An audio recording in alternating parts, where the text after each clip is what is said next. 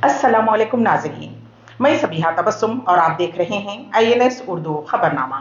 सबसे पहले पेश हैं सुर्खियाँ। नए साल के मौके पर मुख्तलिफ कायदीन की अवाम को मुबारकबाद।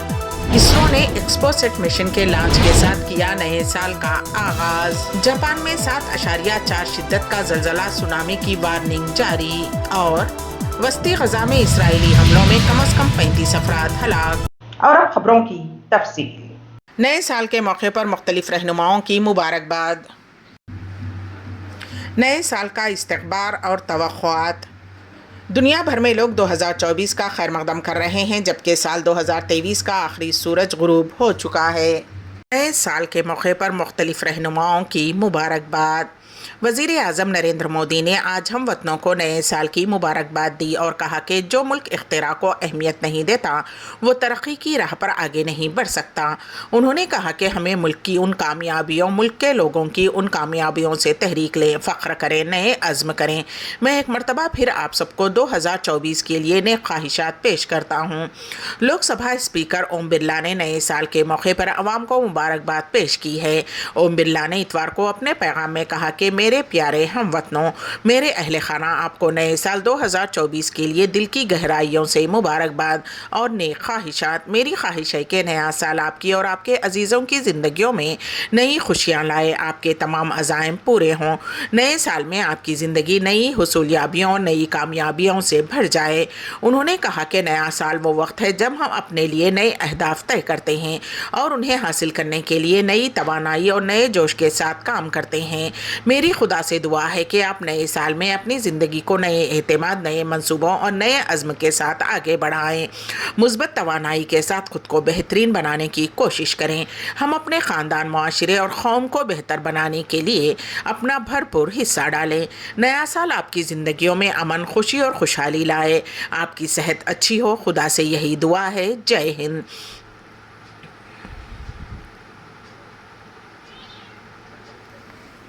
इसरो ने एक्सपोसेट मशीन के लॉन्च के साथ किया नए साल का आगाज़।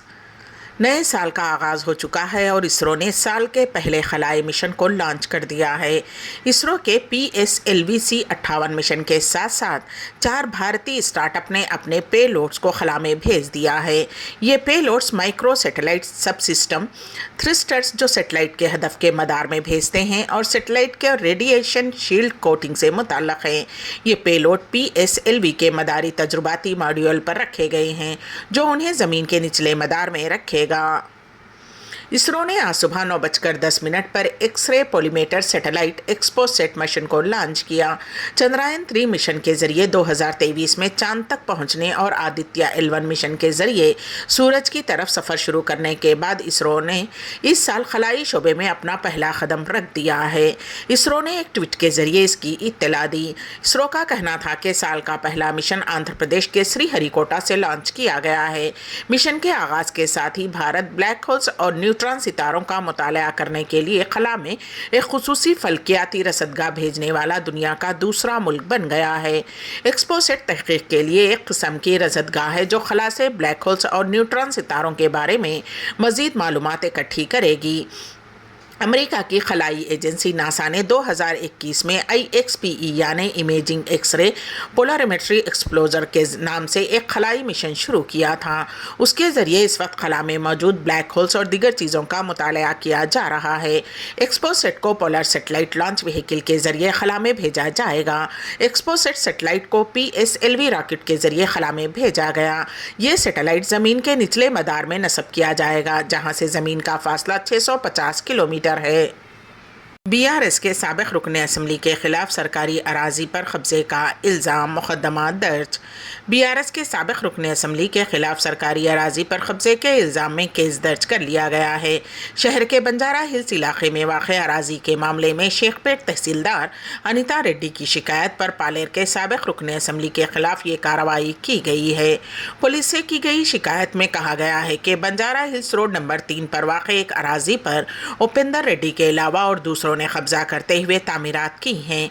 तहसीलदार की शिकायत पर बंजारा हिल्स पुलिस ने साबिक़ रुकन असम्बली के अलावा दिगर के खिलाफ मुख्तलिफ दफ़ात के तहत केसेस दर्ज करते हुए पुलिस ने छानबीन शुरू कर दी है। तहसीलदार ने इस मुकाम का मायना करने के बाद शिकायत दर्ज करवाई थी। हैदराबाद के एबिट्स में वाक़ ग्रांड होटल में बिरयानी के मामले को लेकर हंगामा बरपा हो गया।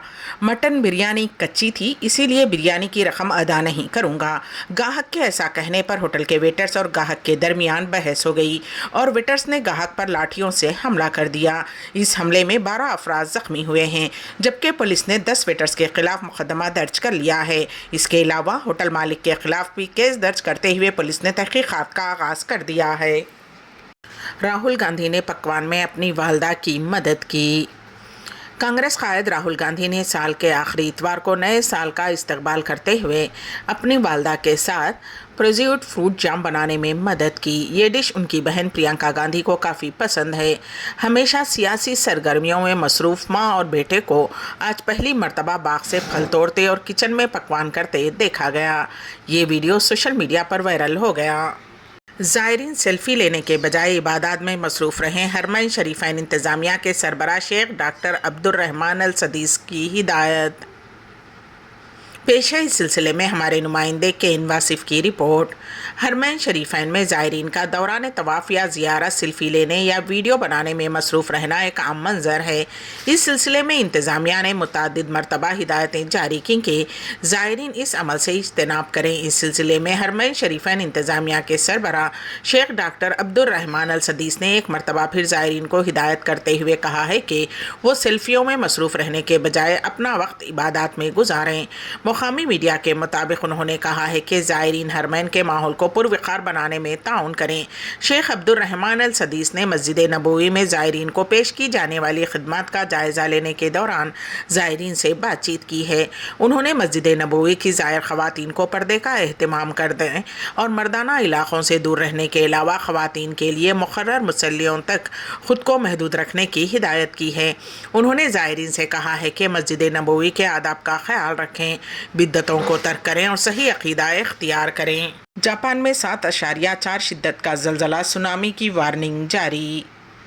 जापान में आज नए साल के पहले ही दिन 7.5 शिद्दत के शदीद झटके महसूस किए गए। जापान के मेट्रोलॉजिकल एजेंसी ने इत्तला दी, जिसके नतीजे में सुनामी की वार्निंग भी जारी की गई है और हुक्काम ने इलाके के लोगों से ऊंचे मुकाम पर जाने की अपील की। ज़लज़ले से जानी व माली नुकसान की अभी तक कोई खबर नहीं है, ताहम कहा जा रहा है कि ज़लज़ले की शिद्दत काफ़ी ज़्यादा थी। महकमे मौसमियात के मुताबिक ज़लज़ले का मरकज़ जापान के शहर काशिवाकी से 40 सेंटीमीटर दूर था। जापान के समंदर में आने वाले ज़लज़लों के बाद पीर को सुनामी की वार्निंग जारी कर दी गई है। उसके साथ ही होंशो जजीरे के बाकी मगरबी साहिलों के लिए सुनामी की निचली सतह की वार्निंग जारी कर दी गई है। जापानी अवामी नशरियाती इदारे NHK TV ने खबरदार किया है कि सुनामी की लहरें 5 मीटर यानी कि 16.5 फुट तक बुलंद हो सकते हैं और लोगों पर जोर दिया गया है कि वो जल्द अज जल्द ऊंची ज़मीन या करीबी इमारत की चोटी की तरफ चले जाएं। जापान के मगरबी साहिल पर निगाटा और दीगर सूबों में तकरीबन 3 मीटर बुलंद सुनामी का इम्कान है। NHK के मुताबिक सुनामी की छोटी लहरों के साहिल तक पहुंचने के पहले ही तस्दीक हो चुकी है। इस इलाके में एक एटमी प्लांट भी है। टोक्यो इलेक्ट्रिक पावर कंपनी ने कहा है कि वो सूरत हाल पर नज़र रखे हुए हैं। जापान में अक्सर ज़लज़ले आते रहते हैं। मार्च 2011 में एक बड़े ज़लज़ले और सुनामी की वजह से जौहरी प्लांट में खराबी पैदा हुई थी।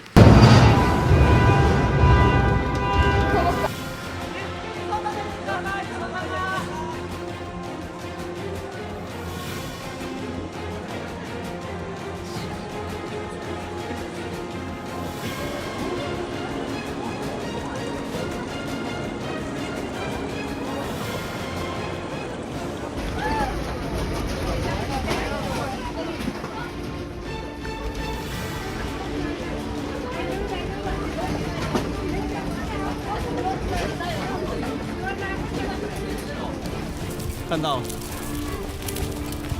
哇！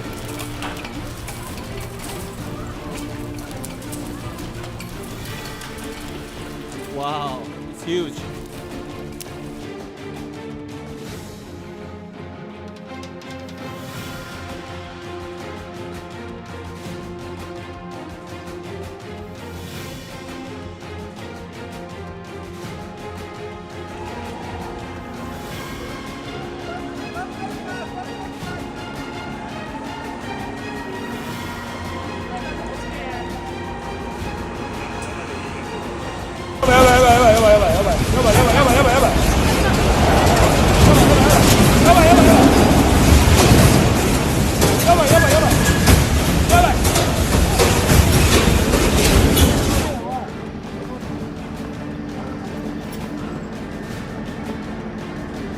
وسطی غزہ میں اسرائیلی حملوں میں کم از کم 35 افراد ہلاک۔